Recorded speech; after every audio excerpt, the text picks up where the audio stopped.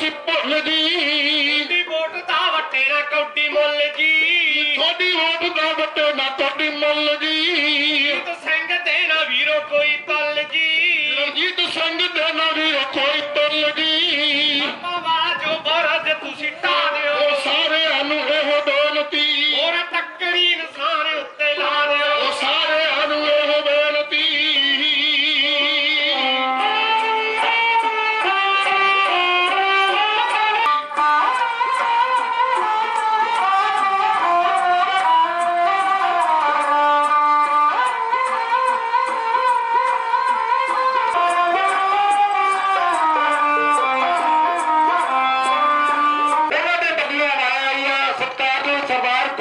ਸ਼੍ਰੋਮਣੀ ਅਕਾਲੀ ਦਲ और ਭਾਰਤੀ ਜਨਤਾ ਪਾਰਟੀ ਦੇ ਇਸ ਟਾਈਮ ਦੇ ਵਿੱਚ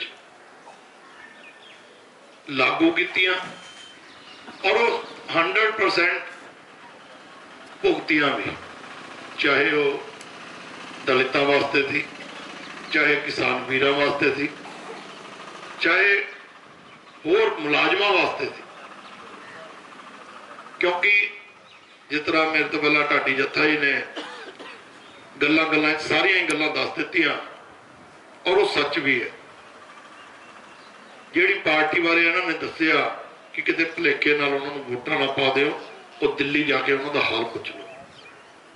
असीं आम जाने हाँ, बहुत दुखी हैं लोग, क्योंकि कई बार भावुक होके बंदा वोटां पा जाता।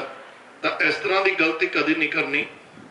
नीले कार्डां दी ला लो, बुढ़ापा पेंशन दी ला लो और विधवा पेंशन दी, और उस तो अलावा बसां दे पासां दी मैं समझदा कि किसी तरह की कोई कमी नहीं। जे मेरे कोल भी इस इलाके दे लोग आए ने जो पिंड तो बाहरले पासे पैंदे ने, उन्हां सारियां दे नीले कार्ड या पेंशनां दा पूरा मैं जीत अलॉट जी को आके कार्ड भी आप दे के जाता रहा और उन्हां नाल मिल के भी जाता रहा, और तुसी वोटां भी पाते रहे हो हमेशा। मैं MC के टाइम भी, और मैं एक गल समझदा कि जब 2002 तो लैके 2007 तक कांग्रेस की सरकार सी, दलित वीरां नूं 5100 रुपए की स्कीम जो 97 तो लैके 2002 तक बादल साहब की सरकार सी तो सगन स्कीम की। तो 2002 तो 2007 तक जिहड़ी सी उदों बिल्कुल किसी को कोई सगन स्कीम दे विच पैसे नहीं मिले।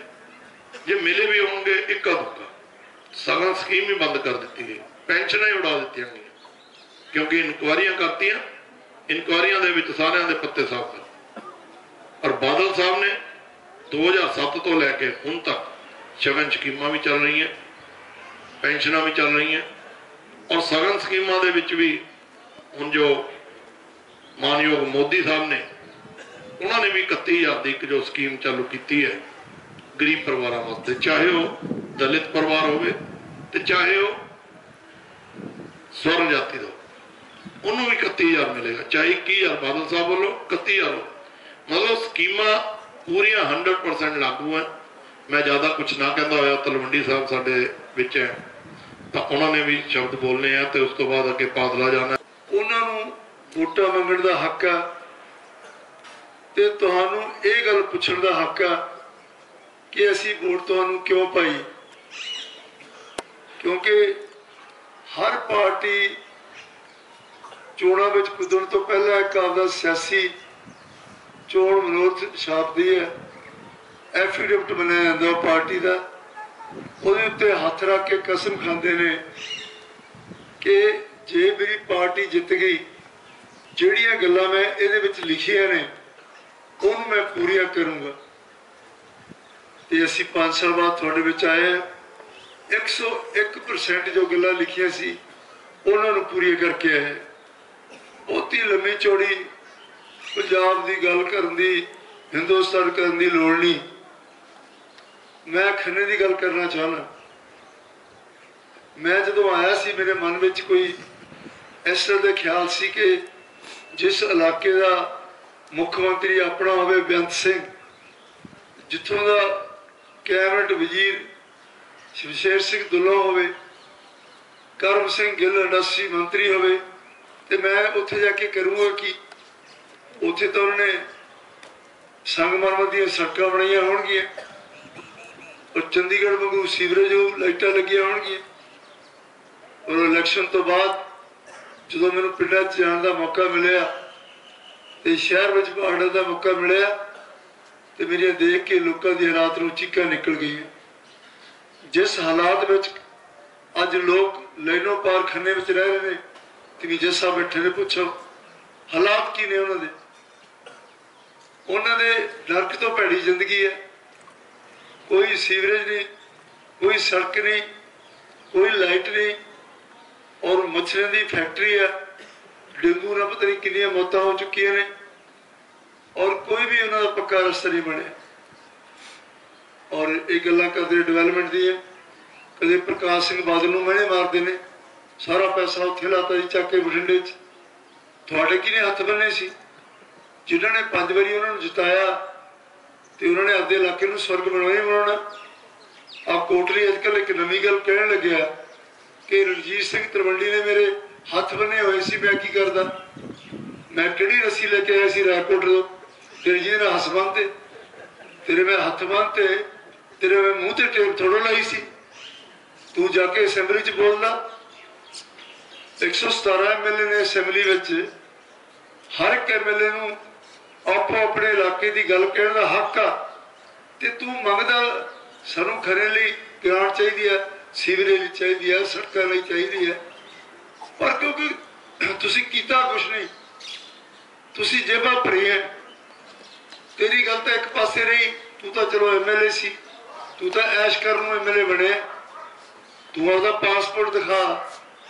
तेरे थाईलैंड के, बैंकॉक के, हांगकॉन्ग के वो वीजे तलवंडी ने लवाए ने, वो तू आप ही लवाए ने ना, ते तू उत्थे करन की जांदा रहा सारिआं नूं पता ही है। और गल रही डिवेलपमेंट की, तेरा दादा तो मुख्यमंत्री सी यार, 2 कैबिनेट के मंत्री खन्ने दे सी, तुसीं कोई इट भी लाई है। जिन्ने डिवेलपमेंट के काम होए ने खन्ने में अकाली दल BJP की सरकार ने कराए ने। थोड़ी कचहरियां आई अकाली दल BJP की सरकार चाहिए, समराले का पुल बनया साडी सरकार च आया, सिविल हस्पताल बनया साडी सरकार च आया। हुण तुसीं मेरे को पूछ लो कि तू कोटली नूं भी निंद लिया, बाल साहब दी गल्लां कर लियां, तू आप दस तू की कीता। मेरे कोले सानूं वड्डी चुनौती इस गल दी सी कि मैनूं लोकां ने, मेरे विरोधियों ने कहा कि तलवंडी तो बाहरों आया, बाहरों मैं बांग्लादेश तो थोड़ो आया सी मैं, और मैनू तरस करके तुसी मेरे ते मैनू 38,000 वोटां तुसी पाई हैं। और लोगों ने यह भी गिला सी इत्थे कोई जित के नहीं रहा, कोई हार के नहीं रहा, कोई कोठी नहीं किसी की, कोई दफ्तर नहीं, असीं जाइए तो कित्थे जाइए। सच भी सी ये गल, मैं लोगों को विश्वास दिवाया सी कि मैं जितया भी थोड़ा, मैं हारिया भी थोड़ा, मैं तुहानूं छड्ड के नहीं भजूंगा। दूजे महीने आके मैं कोठी ले ली, दफ्तर बना लिया, तुसी सारे मैनूं दफ्तर मिलते हैं। मैं अज तक किते मत्थे ते बट पाया, जो भी आया जिवें विजय साहब ने कहा मैं गलबक्कड़ी पाई और ये भी पूछा तू मैनूं वोट पाई है कि नहीं पाई, तू किहड़ी पार्टी दा, तेनूं किहने भेजिया। और नाले लोकां नूं ये भी गल कहना रहा कि मैनूं मिलण दे लई विचोले की लोड़ नहीं, आओ सीधी गल करो। और जिन्हें जिन्होंने मैनूं मिलिया, जिन्होंने मैं काम कराया, कोई एक व्यक्ति उठ के दसे कि उन्होंने 5 रुपए की भी रिश्वत देनी पई होवे, तुसीं उस पार्टी नूं वोटां पा दोगे।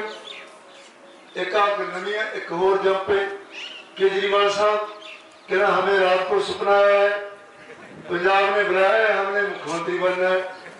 हद हो गई है तेरी पंजाब नूं देण की है बई, सानू तो पहले चिट्टी मक्खी ने पटता, हुण चिट्टी टोपी पट्टण नूं दिंदी की। आ बैठियां बीबियां बैठे दलित ते हरिजन परिवार, जे कांग्रेस ने हुकूमत 55 साल की है, तुहाडे सिर ते कीती है, तुहाडी गलती है, उन्हां दी नहीं।